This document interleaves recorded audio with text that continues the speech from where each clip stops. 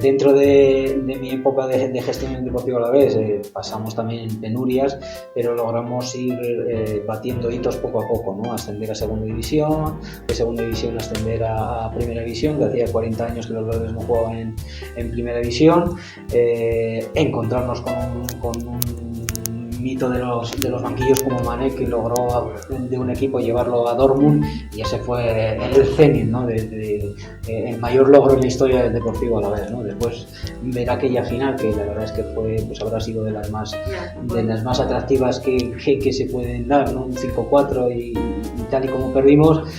Bueno, pues la verdad es que mucho orgullo, mucho trabajo y un recuerdo bárbaro.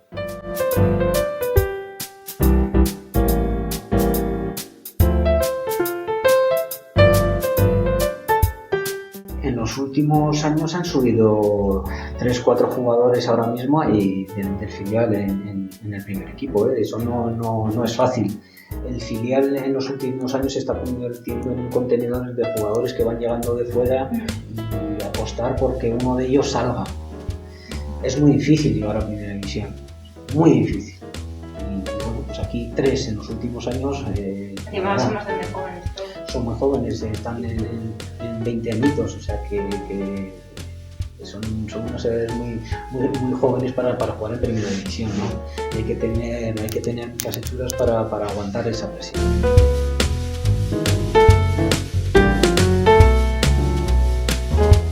Son distintos. De futbolista sufres por los resultados, pero no sufres por lo que hay detrás del club.